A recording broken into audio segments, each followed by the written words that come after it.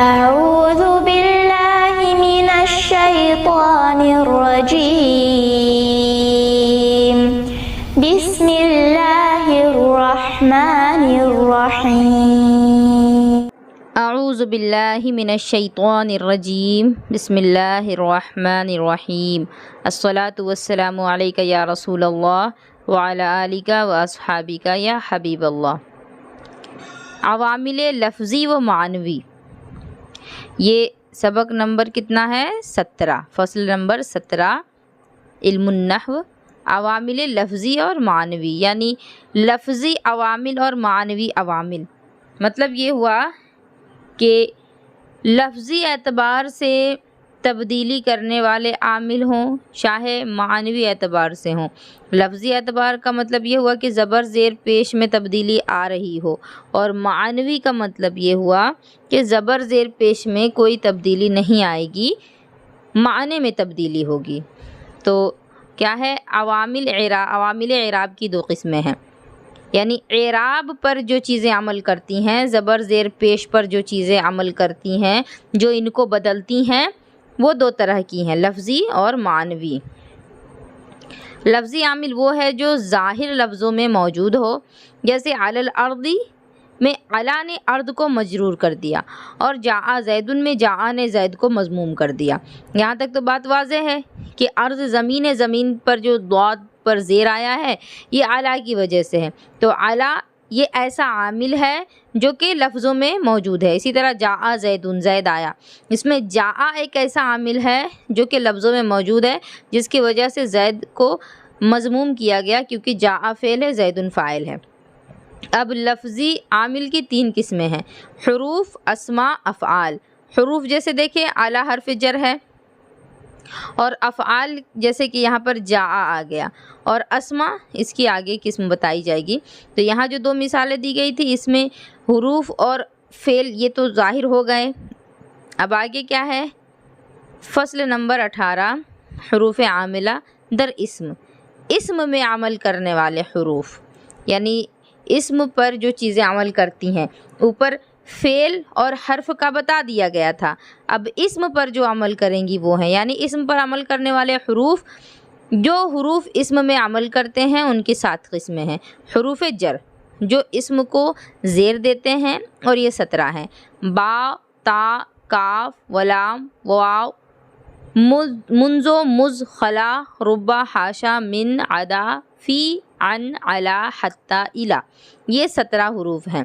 یہ باؤ تاؤ جو لکھا ہے نا، باؤ تاؤ، یہ اصل میں با ہے اور یہ تا ہے۔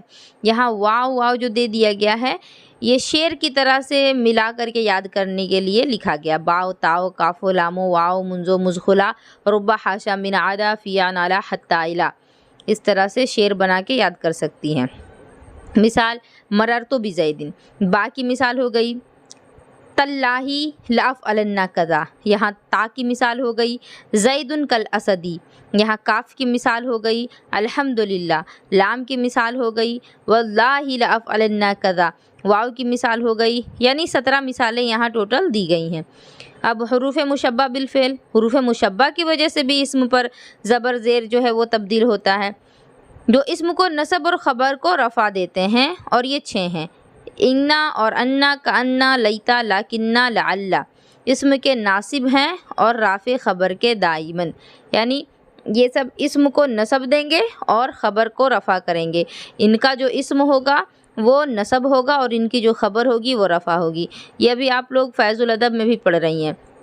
اس کی بھی مثال دی گئی ہے انا زیدن قائم، انا کی وجہ سے زید جو ہے انا کا اسم ہے تو یہ منصوب ہو گیا، اور قائم انا کی خبر ہے تو مرفوع ہو گیا۔ کأن زیدن اسد، لیتا زیدن قائم، اسی طرح سے یہ 6 کی 6 مثالیں ہیں۔ پھر ہے ما ولا، یعنی ما اور لا جو عمل کرنے میں لیسا کے مشابہ ہیں، اس کو ما ولا مشابہ با لیسا کہا جاتا ہے، یعنی ایسے ما اور لا جو کہ لیسا کی طرح سے عمل کرتے ہوں، کیونکہ لیسا کا کیا عمل ہوتا ہے؟ لیسا افعال ناقصہ میں سے ہے، اور افعال ناقصہ کا عمل یہ ہوتا ہے حرف مشبہ بالفعل کا بالکل الٹ۔ حرف مشبہ بالفعل میں عمل یہ تھا کہ حرف مشبہ اپنے اسم کو نصب اور خبر کو رفع کرتا ہے، لیکن افعال ناقصہ کا اس کا الٹا ہوتا ہے، اپنے اسم کو مرفوع اور خبر کو منصوب کرتا ہے۔ تو یہ لیسا جو ہے یہ افعال ناقصہ میں آتا ہے، تو اسی کی طرح سے عمل کرتے ہیں کبھی کبھی ما اور لا۔ ما اور لا کا ہے عمل انا اور انا کے خلاف، کیونکہ انا انا حرف مشبہ ہیں، اور ما اور لا جو ہیں یہ افعال ناقصہ میں جو لیسا آتا ہے اس کے مثل ہے۔ اسم کے رافع ہیں، یہ ناصب خبر کے ہیں صدا۔ یہ ہو گئی ما اور لا کی بات۔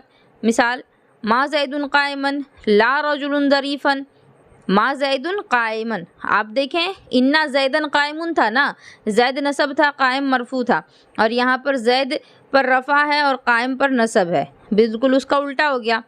پھر لا نفی جنس، اس لا کا اسم اکثر مضاف منصوب ہوتا ہے، یعنی اس کا جو اسم ہوگا وہ مضاف بنے گا، اور وہ بھی مضاف جو ہوگا وہ نصب کے ساتھ ہوگا، اس پر زبر ہوگا، یا پھر منصوب میں جتنی بھی چیزیں آتی ہیں ان میں سے کوئی چیز ہوگا، اور خبر مرفوع جیسے لا غلام رجل ظریف فی الدار۔ اب دیکھیں لا غلامہ، لا کا جو اسم ہے یہ لا کیا بتایا گیا کہ اس لا کا اسم اکثر مضاف منصوب ہوگا۔ لا تو لا نفی جنس، غلامہ مضاف رجل مضاف الیہ۔ اب دیکھیے غلام جو ہے یہ لا کا اسم بھی ہے اور مضاف بھی ہے، اور لا کی خبر جو ہے یہ مرفوع ہوگی تو ظریفن جو ہے اس کی خبر ہے، کیونکہ مضاف مضاف الیہ دونوں مل کر کے لا کا اسم ہی بنے گا، اور اس میں جو مضاف ہے وہ زبر کے ساتھ ہے، جیسا کہ یہاں پر ڈسکرائب کر دیا گیا تھا کہ اس کا اسم جو ہے وہ اکثر مضاف ہوگا اور وہ بھی نصب کی حالت میں ہوگا۔ تو لا غلامہ رجل یہ ہو گیا غلامہ رجل لا کا اسم، اور ظریفن ہو گیا لا کی خبر فی الدار۔ آگے ہے، اور اگر اسم نکرہ مفرد ہو تو فتحہ پر مبنی ہوتا ہے، یعنی اسم جو ہوگا اگر مضاف نہیں ہوگا تو کیا کہا گیا، تو اگر اس کا اسم جو ہے یہ نکرہ ہو اور مفرد ہو، یعنی واحد ہو اور نکرہ ہو یعنی عام چیز ہو، تو فتحہ پر مبنی ہوگا، جیسے لا رجل فی الدار، رجل فی الدار۔ یہاں پر تو مضاف مضاف الیہ نہ آیا، سمپل یہاں پر مفرد آیا اور نکرہ آیا، اور اگر بعد لا کے معرفہ ہو تو دوسرے معرفہ کے ساتھ لا کو دوبارہ لانا ضروری ہوگا، یعنی لا کے بعد اگر جو اسم آیا ہے وہ معرفہ ہے، خاص ہے، تو دوسرے لا کے ساتھ دوسرے معرفہ کے ساتھ لا کو دوبارہ لانا ضروری ہوگا۔ تو یہاں جو معرفہ ذکر کیا جا رہا ہے اس کے ساتھ جو دوسرا معرفہ اس مثال میں آئے گا، دوسرے معرفہ کے ساتھ بھی لا کو لانا پڑے گا، لا کی تکرار لازم ہوگی۔ لا کچھ عمل نہ کرے گا، یعنی دو لا آ جائیں گے ساتھ میں، دونوں کا کام تو ایک ہی ہے کہ بتانا ہوگا، مقصد یہ کہ نہیں ہے یا نہیں آیا، نہیں کیا، نہیں کا معنی دینے کے لیے لا کا استعمال ہوگا۔ اب دو لا آئے چاہے ایک لا آئے، دو لا لانا ہے اس لیے کیونکہ معرفہ ذکر کیا جا رہا ہے، تو جب دو معرفہ ہوگا ایک جملے میں تو دونوں کے لیے الگ الگ لا بھی لایا جائے گا، اور معرفہ مبتدا کی حیثیت سے مرفوع ہوگا، کیونکہ مبتدا اگر ہے شروع میں تو مبتدا تو مرفوع ہوتا ہے، جیسے لا زید عندی ولا عمر۔ اب یہاں دیکھیں لا تو یہ لا نفی جنس ہے، لیکن زیدن جو ہے یہ ابتدا میں آ گیا ہے شروعات میں، تو یہ مبتدا ہے اور یہ معرفہ بھی ہے، اور معرفہ ہے اس کے بعد آپ دیکھیے کہ اسی مثال میں ایک اور معرفہ آ رہا ہے، تو دو معرفہ آیا ہے تو دونوں کے لیے الگ الگ لا بھی لانا ضروری ہو گیا، کیونکہ یہ لا نفی جنس ہے، جنسیت کی نفی کر رہا ہے۔ یہاں پر زید کے لیے آیا ہے تو زید کو ہی انکار کرے گا، عمر کا انکار نہیں کرے گا، عمر کے لیے پھر لا لانا پڑے گا۔ اگر نکرہ ہوتا تو نکرہ میں تو انسان ہے، رجل بول دیا تو سارے رجل مراد ہو گئے، سارے انسان سارے مرد مراد ہو گئے، لیکن زید یہاں پر خاص نام ہے، تو خاص جب کیا گیا ہے لا نفی جنس کے میں کسی اسم کو، تو پھر زید جو ہے وہ تو تنہا ایک ہی انسان زید ہوگا نا، اس کے بعد عمر بھی آ گیا ہے تو عمر کے لیے الگ سے لا پر لانا پڑ گیا۔ یہاں پر لا خالد ہا ہونا ولا سعید، خالد کے لیے بھی الگ لا، سعید کے لیے بھی الگ لا، اور اس کو یوں سمجھو کہ جب دو معرفوں کا کسی جگہ نہ ہونا بتایا جائے تو اس کی ترکیب کے ساتھ بتائیں کہ لا دوبارہ ہر معرفہ کے شروع میں لائیں، یعنی یہ ترکیب بتا دی گئی کہ ہر معرفہ کے شروع میں لا کو لانا پڑے گا. اگر آپ کے مثال میں 2 معرفہ ہے تو دونوں کے لیے لا لائیے, 3 ہے تو تینوں کے لیے لا لائیے. اور معرفوں کو رفع کے ساتھ پڑھیں, کیونکہ معرفہ ہے تو معرفہ جو ہوگا وہ خاص اسم ہے, اور ہو سکتا ہے کہ وہ کہیں مبتدا بن جائے, کہیں خبر بن جائے, تو مبتدا اور خبر ہونے کی بنا پر اس کو آپ کو مرفوع پڑھنا ہے. اور اگر 2 نکروں کا نہ ہونا ظاہر کریں, یعنی 2 چیزیں ہیں جو کہ نکرہ ہیں یعنی خاص نہیں ہیں, اور ان دونوں کے بارے میں بتانا ہو کہ یہ دونوں چیزیں نہیں ہیں. یہاں تو اوپر 2 معرفہ ایسے تھے کہ جس کا نہ ہونا بتایا جا رہا تھا, تو دونوں کے لیے الگ الگ لا لانا ہوا ہم لوگوں کو. تو اب اگر 2 چیزیں نکرہ ہیں اور دونوں کو بتانا ہے کہ یہ دونوں چیزیں نہیں ہیں, دونوں کے لیے لا کا استعمال کرنا ہے, تو یہاں مثال دی جاتی ہے.